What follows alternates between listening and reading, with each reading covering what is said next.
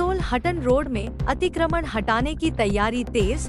निगम की माइकिंग से दुकानदारों में मची हलचल। आसनसोल नगर निगम द्वारा 16 मई को हटन रोड इलाके में अतिक्रमण हटाने के लिए विशेष अभियान चलाया जाएगा।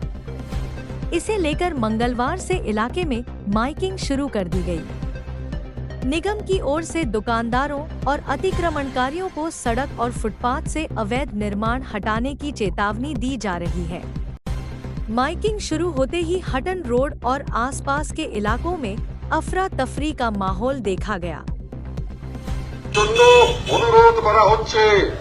धन्यवाद। आसानसोल पौर निगमेर पक्ष থেকে অত্যন্ত গুরুত্বপূর্ণ ঘোষণা।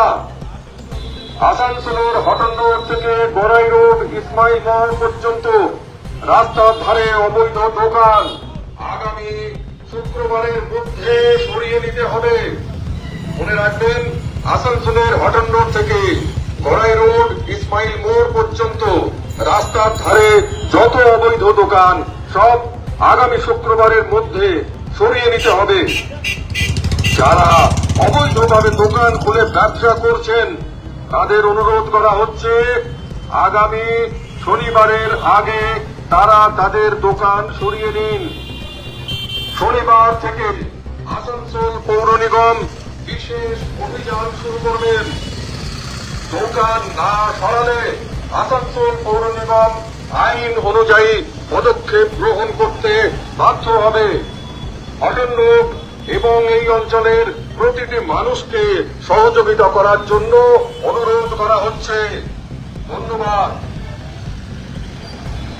আসানসোল পৌর নিগমের পক্ষ থেকে অত্যন্ত গুরুত্বপূর্ণ ঘোষণা। আসানসোলের হটন রোড থেকে গড়াই রোড ইসমাইল মোড় পর্যন্ত রাস্তার ধারে অবৈধ দোকান আগামী শুক্রবারের মধ্যে সরিয়ে নিতে হবে। মনে রাখবেন, আসানসোলের হটন রোড থেকে গড়াই রোড ইসমাইল মোড় পর্যন্ত রাস্তার ধারে যত অবৈধ দোকান সব আগামী শুক্রবারের মধ্যে সরিয়ে নিতে হবে।